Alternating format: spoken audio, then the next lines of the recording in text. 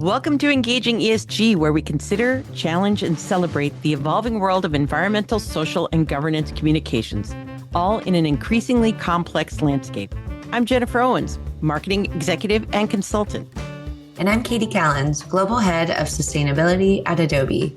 For Season 4, we're once again talking with climate leaders who are shaping the present and future of sustainability messaging. From connecting with stakeholders to crafting compelling impact stories, we're uncovering the strategies that worked and learning from those that didn't. Whether you're a seasoned pro or new to the field, you'll find practical tips and insights in every episode.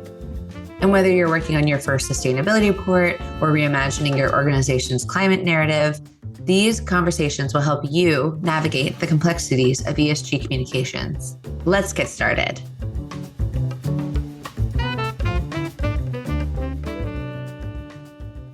Katie, hello. How's it going? Hello. Great to see you, Jen. I am so glad that we are together because I miss you when these weeks go by and we haven't spoken. And I wonder, what are you up to? And what I do know you're up to today is introducing our guest today. So I'm going to hand the mic to you to handle this. Thank you. Yes, I'm going to handle it. And I'm really excited to have this guest today because, quite frankly, we haven't had someone join us who focuses on this topic area. And I think we're always trying to expand our own perspectives. So today, our guest is Drew Wilkinson.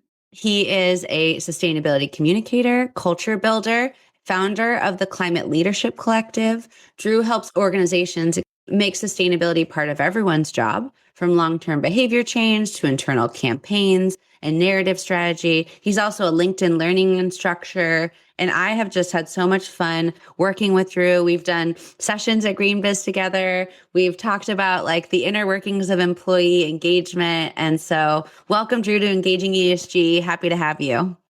Thank you. I'm so happy to be here, especially given, as you said, our long history working in the trenches together. One of the darkest and most dimly resourced corners of sustainability, employee engagement.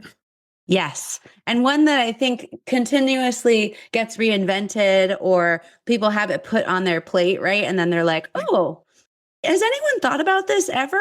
Is there any frameworks? Are there any best practices? Oh, and anytime people bring 100%. that up, I'm like, have you met someone named Drew Wilkinson? How often do they say yes? Yes, I have. And then I'll refer them to your LinkedIn. And so we'll definitely make sure to get people a lot of those resources following this conversation, because I think not only have you done a lot of work in this field, but quite frankly, you have made that wisdom accessible You've to people. You've documented it so that others can follow you. Yeah, which is wonderful. Yeah. But I think my LinkedIn learning course is the best. It's actually probably the hardest thing I've ever done professionally. I was going to ask you, we're already jumping into it.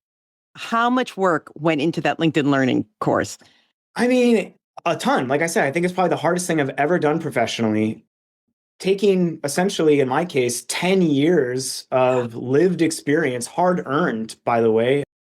Until I started my own business consulting, I never even had employee engagement in my formal job title, something wow. So I had to earn this knowledge, often at odds with what my managers wanted me to be doing. But when you get the opportunity to make a LinkedIn learning course, it's like, okay, how do you take everything you know as a subject matter expert, condense it down into roughly 1 hour and introduce it at a 101 level so that anybody could watch it, understand basically what you're talking about. And it turns out that's pretty challenging, actually. It was tough, but super happy with how it turned out. And the actual experience of recording it at the LinkedIn Learning Studios was conversely probably the most fun I've ever had professionally too. They just have such a great team and such a good vibe. And it's really funny. You're on a fake little sitcom set, so it's the closest I'll ever come to being on Seinfeld or whatever. And they do a really good job of just making it It's weird fun. it has a laugh track, but other than that, it's super cool. Yeah, they have employees cheering you on in the background, Drew, tell us more. The warm-up comedian. Yeah. Well, yes. So jumping in quick here, I'll give a little context for folks. So you don't just lead employee climate work in your consulting role, but I think what's so fascinating about your background is you were one of those passionate employees at Microsoft. Yeah. That's how we first met in 2019 when I was leading employee engagement work as part of my role at Meta.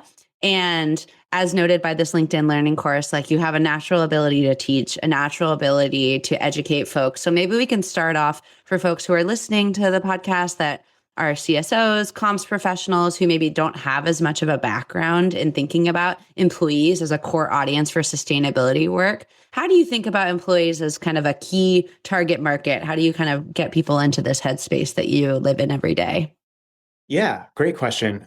Before I get into that, I'd like to at least put forth a definition of what Perfect. we mean when we're talking about employee engagement, because that is often the first barrier, is just like the word sustainability, right?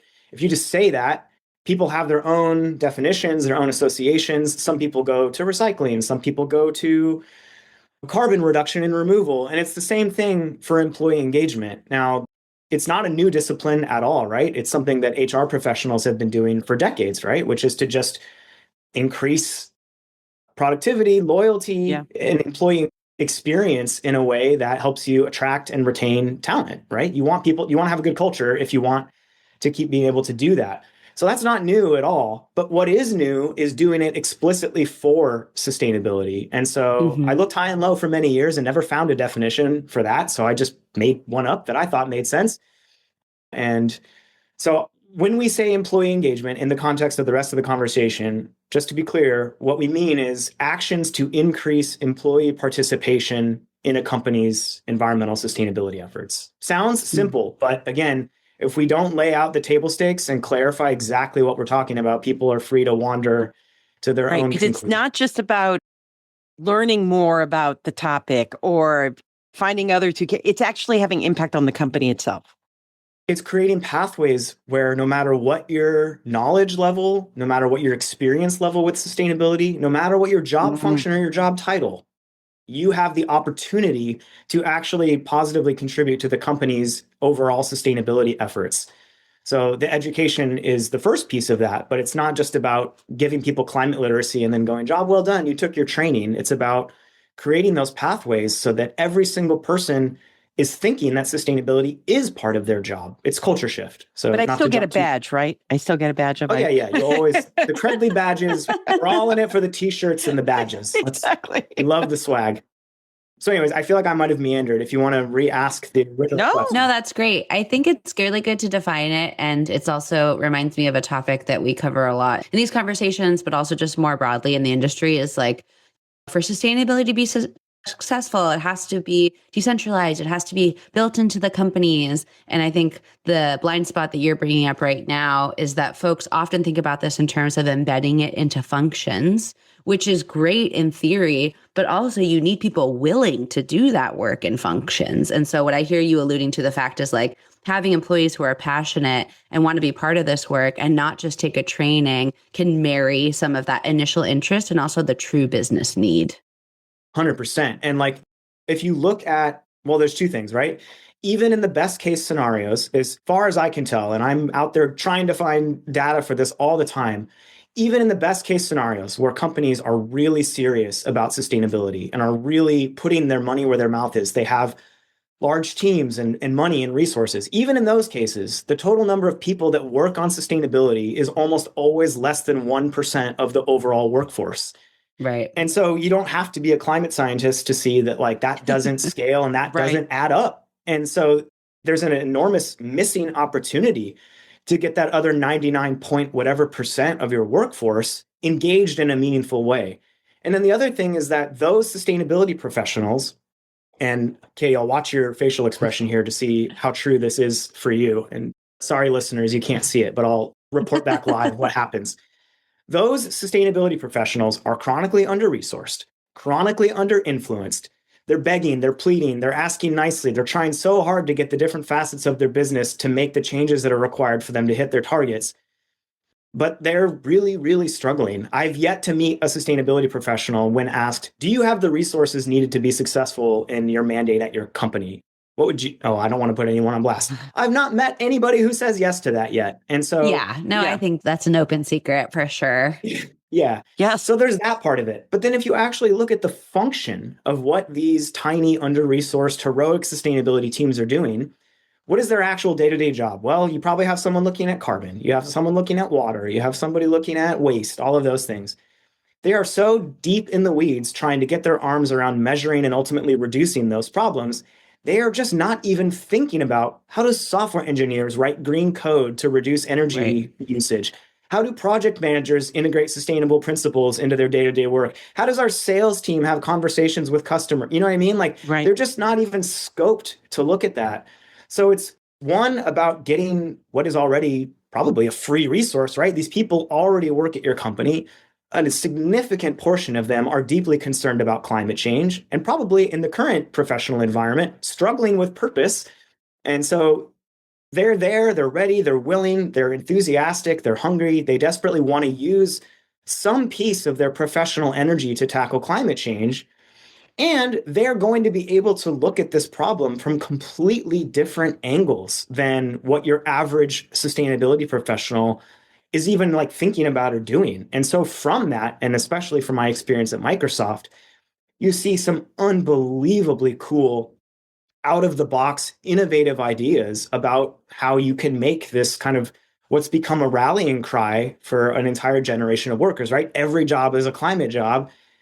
You can see how that comes to life in the right circumstances when you really do create a culture where everyone feels like, not only am I allowed to work on this, but I should be working on this. My company is providing the training and the resources and the support and saying, yes, please help us find new ways to do that. So yeah, there's a lot to be said for why getting the rest of your workforce engaged in this is really useful and valuable in an environment where sustainability teams are already struggling to do what they've been hired to do.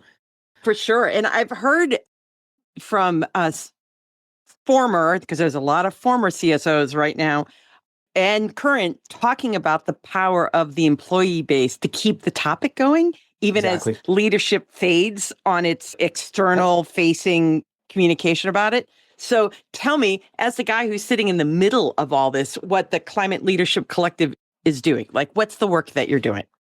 Yeah, so Katie kind of alluded to the fact that I started this journey as a regular Microsoft employee who didn't have sustainability in their job title. In fact, I was a paralegal in the company when I first started on this journey, but deeply concerned about climate change and deeply curious, wanting to know, what is a $1 trillion tech company doing to address climate change? And so 10 years ago, when I was asking that question, the answer was hardly anything. And then over the years at Microsoft, formed the first employee sustainability community, commonly known as Green Team, did a lot of work internally to push the company. We used every lever available, from asking the CEO to his face in town halls to petitions and all that stuff, to try to get the company to get moving. Yeah, moving.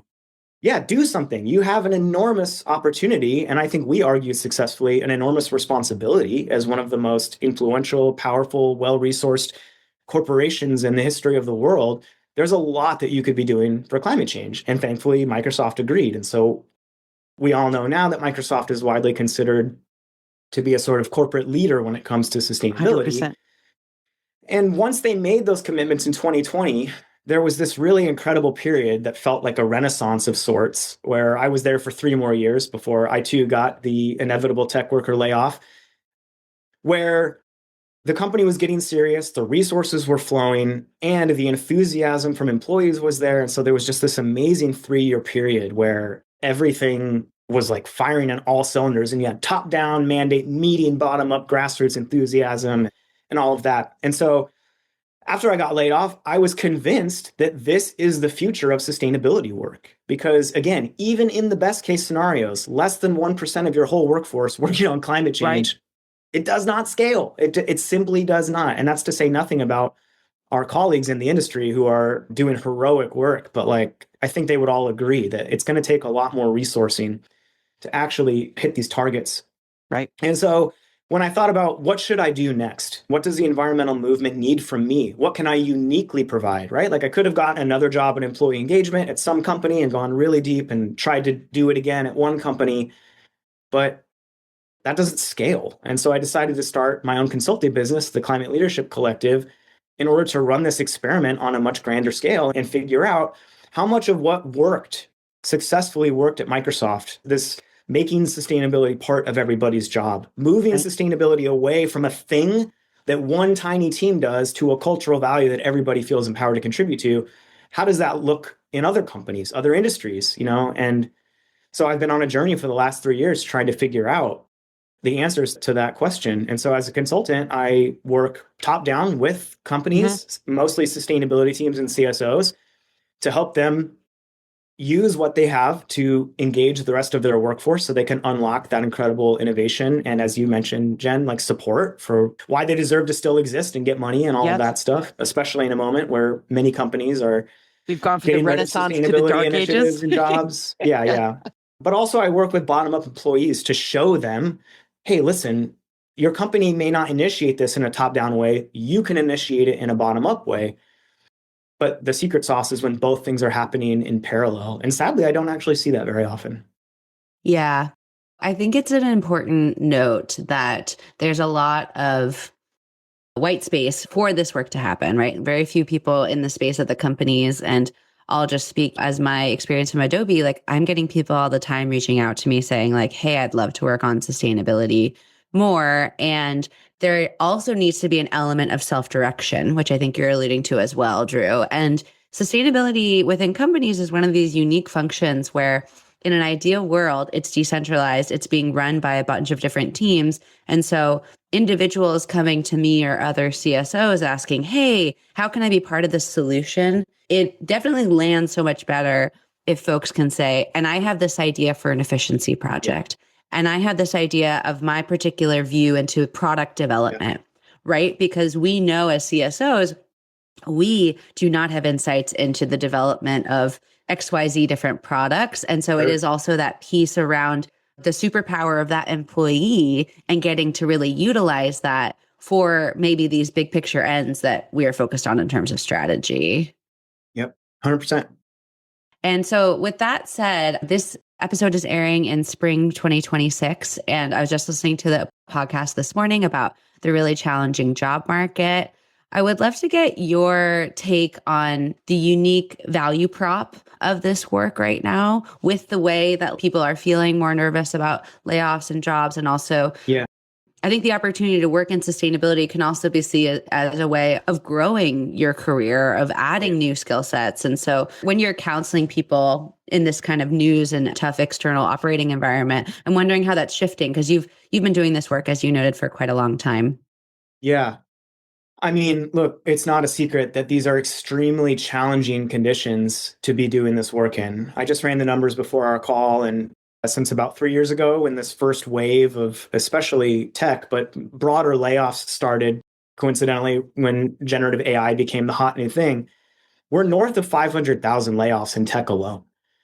So 500,000 people have been let go in what was once, as we write your own ticket land. Yeah, exactly. You were just talking about getting massages while doing one-on-ones with your manager on a kayak, right? Like those days are done in tech. And so, the work doesn't disappear. It just gets shoveled downhill. And so those who are still in those companies are just trying to survive because it's just an incredibly heavy and hard moment to be keeping your job. And also, I think most of us would agree the general sentiment among employees everywhere is in the toilet.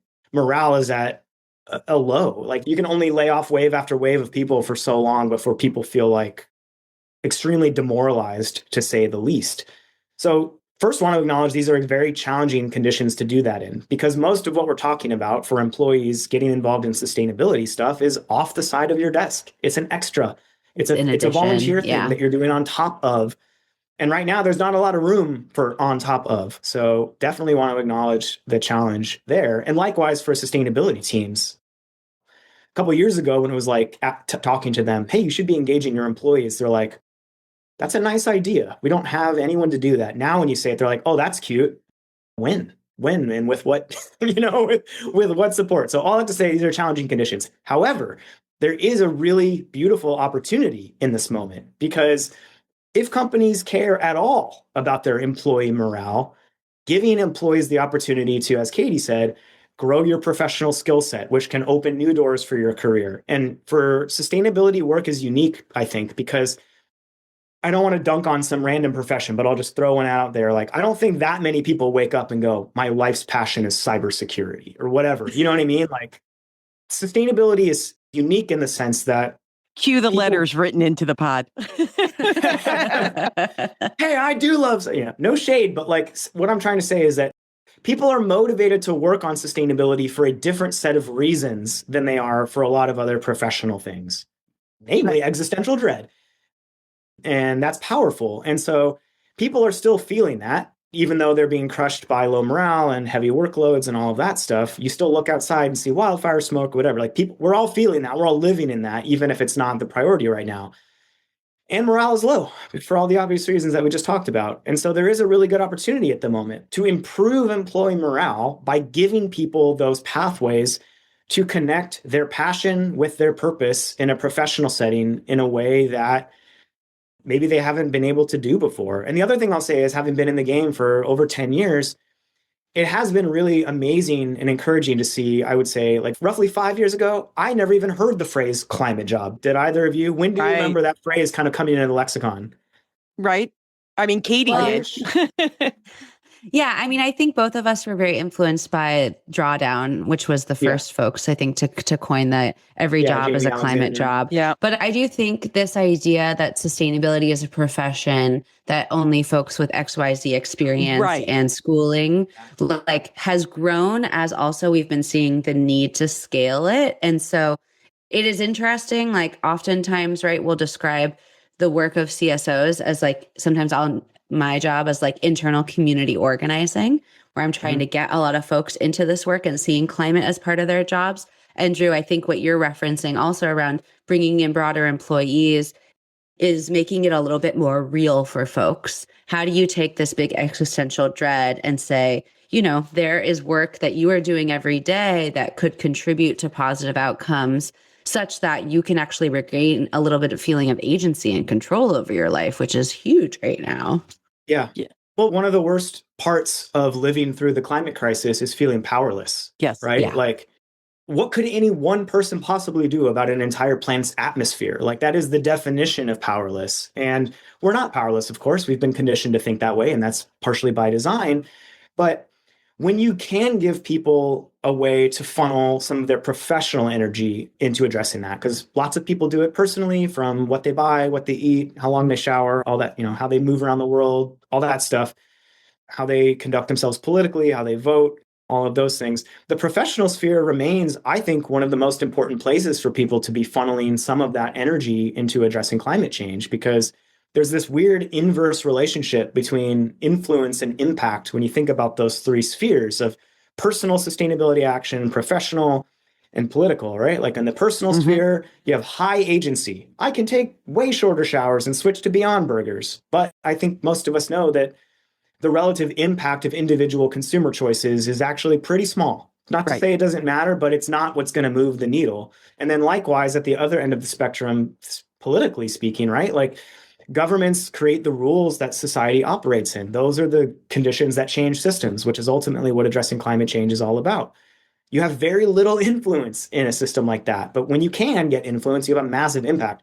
The professional sphere is that sweet spot right in between, where your influence and your impact are like at relative parity. And so, yeah, you do have less influence depending on the size of your corporation and the culture compared to your personal life. But when you can succeed in making a change happen, it scales so far beyond anything you could ever do as an individual voter, consumer, whatever. So there's a unique opportunity there. And getting back to what I was saying earlier, I've been really encouraged that there's a line of people around the block the last 5 years or so who are like, I'm ready to make a change in my career. I want to focus all of my professional energy on environmental problems. Now, there's not enough jobs to satiate the demand. And so that creates a weird situation. But the overall fact that so many people are so concerned about this and willing to change mid-career or whatever is a good thing. We just have to really help people understand that there's way more. There's a difference between working in climate and working on climate. And it's not a light switch that you just flip, where like you go from not having a climate job to suddenly having a climate job. Like, that path works for some people, and I don't want to discourage anyone from that. But there are many paths to the mountaintop. And I think it's a lot more helpful for people to think about working on sustainability as a dial that you turn over time in both directions. Life changes, priorities change, but you don't have to. I wish people would focus less on the title and more on the opportunity of what they can be doing from where they already have power and influence in their careers. Well, that's really, so a lot of people who listen to our podcast are in the comms and storytelling narrative space. And so how does that play into the work that you're doing? It's the shift. Yeah. It's not a title, it's an impact. And basically, how does this play into what you're doing? Well, I think most people, when they hear the phrase, every job is a climate job, they go, yeah, but how? Really? Yeah. It's a nice sentiment, but how do you actually make that real? And then when they look at their own situations, maybe you're some garden variety financial analyst, or again, like a software engineer or whatever. It's a nice thought, but how do you make it real? And so this is where good comms and storytelling comes in, because 10 years ago, when I was asking those same questions, not to sound like some old hat, as Katie called me before the podcast, but like there were no trailblazers, there were no examples that you could follow. And now there's an overwhelming amount of stories and successful examples, from the Project Drawdown job function action guides to a ton of the work that I do to surface the ways that different employees across functions and industries have made sustainability part of that industry. There are so many examples. And so the comms and storytelling is important because people need to see concrete examples of how people like them, whether that's in their company or in their profession, have already done this before they go, oh, that's how I can make it real. And if I can take my own medicine and give your listeners at least one, my favorite, well, I have two, but concrete examples from what came out of Microsoft is like, unsurprisingly, software engineers were one of the first ones at Microsoft to figure out, okay, if we're allowed to work on sustainability, if sustainability is really part of our job too, then what does that mean for someone who just writes code all day, right? So a bunch of software engineers leveraged the sustainability community to find each other in the wilderness of a 200,000 person workforce and put their heads together and go, how does software affect carbon emissions, water waste, all of that? And so they came up with a set of green software engineering principles, which unsurprisingly prioritize energy efficiency at the code level. Because when you think about how much energy a data center consumes, the way that you write, and I'm not an engineer, so forgive me for the layman speak, but let's just say the code that you write dictates how much energy is consumed. And that can have gigaton potential. Like, that's not an exaggeration. So they listed out the set of principles. They field tested it all over the company in different business groups to actually measure, validate. They created the first ever software development kits for green software engineering. There was another famous experiment that came out of the sustainability community at Microsoft where engineers said, it should be theoretically possible to send a call out to the grid at any given moment to understand what mix of those electrons are renewable versus not. And so when you can do that, then all of a sudden, guess what? You can wait to run extremely heavy compute workloads until there's a critical mass of renewables on the grid. Again, megaton, gigaton, maybe even avoidance potential. And so it wasn't just that software engineers figured out how to do this inside Microsoft. They then went back to the professional community of software engineers writ large and said, guess what? Every single software engineer can integrate these principles. And several of them even left the company and started a now relatively well-known international nonprofit called the Green Software Foundation, where all they do is teach software engineers of all stripes. Here's trainings you can take. Here's a checklist you can use when you write code. Here's tools you can use to validate that the code you're writing is actually reducing emissions. And so that is a very clear example of a group of people who heard the phrase, every job is a climate job, or what we were saying at Microsoft back at the same time was make sustainability part of everybody's job, and ran with that. And they influenced the entire discipline of software engineering. Yeah. And that's not something that your average carbon manager or CSO is not even on their radar. And so that's the opportunity in the storytelling and comms, is showing how people have successfully looked at the intersection of their day job function with its environmental impact and then worked back from that to reduce it. And then you take that outside of your company to every other person in the world that has that job and codify a set of practices. Yeah, no, I love this specificity there. I think sometimes we can talk a bit high level, but that's a really specific example. And we'll definitely link to the Green Software Foundation work as part of the show notes. So as we're wrapping, yeah, because they're still definitely referenced. I hear about their work all the time, which is incredible. So as we're closing up here, wanted to just end on a high note.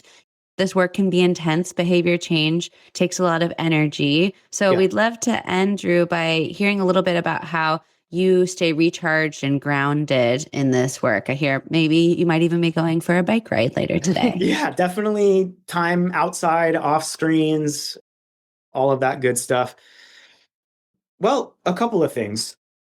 There are lots of different ways to work on climate, and there are many different sort of what I would call Zoom settings that you can work on it from. And so at the level that I've been working at for the last 10 years or so, and I'm sure you guys can relate to this, working inside large corporates, and it's very high level. That's where the highest impact is possible, but it's also ambiguous. Like how many workshops and spreadsheets and Google Docs can I be in before I feel like, yeah, I made a difference? Like, that those things are changing things, but it's a lot harder to touch and measure that. And so about a year ago, I got a part-time job at a local architectural salvage yard. So think about Habitat for Humanity on steroids, but also it's like an antique in a thrift store. All we do is gut old buildings and resell the building materials. Everything you could think of, from lumber to bricks to toilets and sinks, all of that.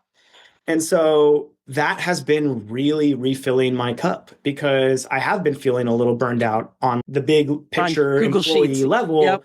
And especially as a consultant, I'm Johnny Appleseed. I walk around, I parachute into a company, I plant a bunch of seeds, I teach them how to care for it, and then I move on. And I very rarely get to see the fruits of that tree, or if it even grows. And so working at the salvage yard has been incredible, because at the end of an 8-hour shift, yeah, maybe I didn't solve climate change or whatever that means, but I'm covered in dirt, I'm exhausted, and I stopped 3,000 pounds of doors from going into my local landfill. And so I also want to encourage people to think about the different Zoom settings, micro and macro, that you can work on these issues from, because it makes sense to go for the biggest target, but also it's hard to see the impact of what you're doing. And so just like the old environmentalist always said, it's both global and think globally, act locally, or whatever. Yeah. It really helps, because if you can touch the problem and you can touch your contribution to the solution of it, I find that to be extremely energizing, and it has refilled my cup. Plus, I just grew up, my mom and I didn't have a lot of money, so we did a lot of thrifting, and I've always just loved old stuff. And so the type of stuff that comes through an architectural salvage yard is extremely interesting, to say the least. That is fantastic. Well, That's great. on that note, thank you for joining us on the pod. We are so happy that you were here, and to leave on a note that it's not just about cells on a spreadsheet, as important as they are, and learning how to do the sum and the factor formulas, super important, but that it's about the people. It's about actually touching the climate that you're trying to change. Not a bad way to go. So thank you for having the time on a Friday to come join us on Engaging ESG. My pleasure. Thank you both for doing what you do in your day jobs and with the podcast. I always thank sustainability professionals when I get the chance, because it's often thankless work.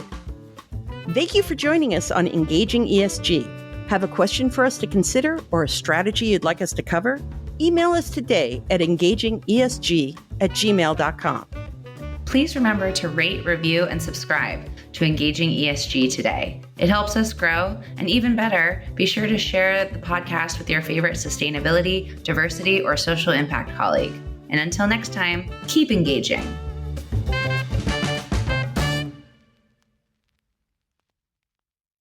This podcast is part of the Sound Advice FM network. Sound Advice FM, women's voices amplified.